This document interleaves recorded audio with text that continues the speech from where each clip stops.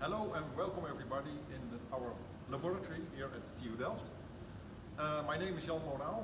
I'm the technician here for railway engineering. As Professor Donnervoet is not available this week, he is not at TU Delft, I will try to give some answers to your questions for the Ask the Professor. The first question that we got is, what are the standard basic qualities of a rail track to look out for during a rail track factory inspection? Well, that's a nice question. The railway track consists of many components, and as we can show you here, we have the sleeper, we have the fastening system, we have the rail pad, and of course we have the rail. And if we look at the components, we see that every component has a number or a mark on it. Even our clamp, if you look at it very closely, you see that they all have marks. And the same counts for the sleeper. You can see who is the manufacturer, you see what type it is, and also a serial number.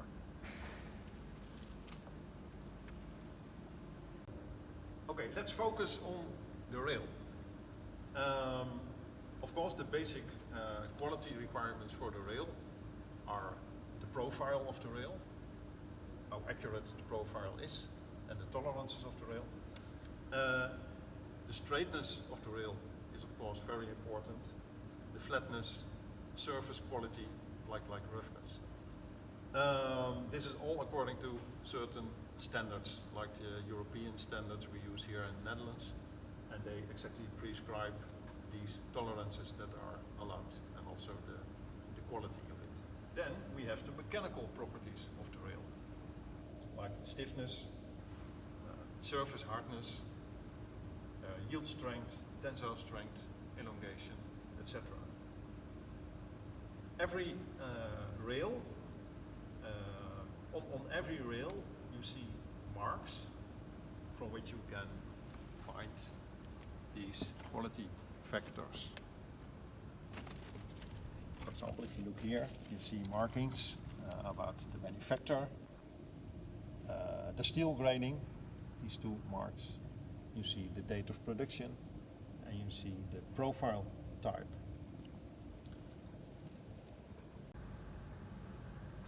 So if we are talking about the quality of the railway track, we are talking about a lot of components, different components made by different manufacturers. Each component is made according to a certain standard, and that also represents a certain quality. The next question is about creep, and that's a question that comes from week 1. The question is, what is wave action theory of creep? I will try to explain.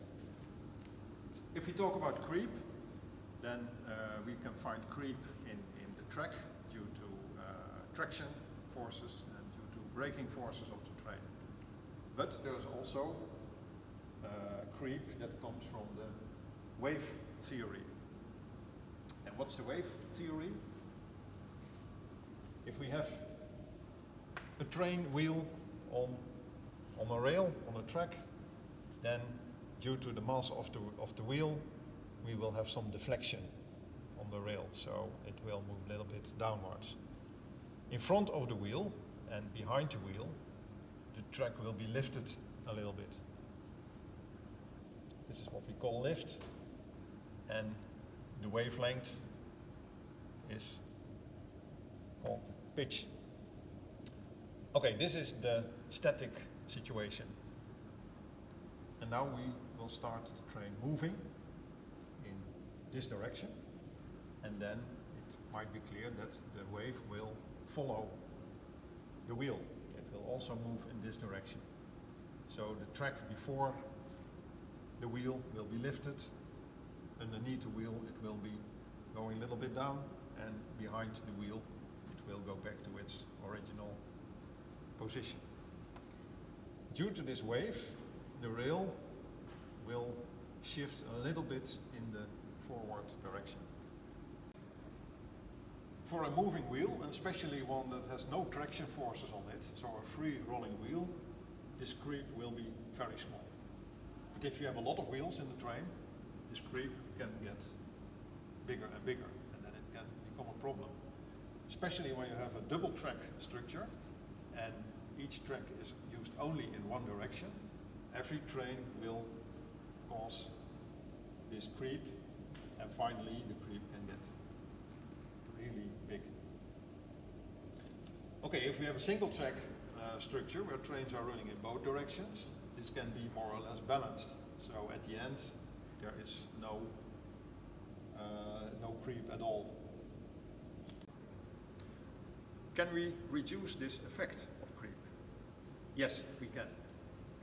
If we increase the stiffness of the whole construction by, for example, taking ballast material with a lot of interlocks between the stones, then our ballast bed will become more stiff, and we can decrease the sleeper distance, which will also increase the stiffness of the track structure.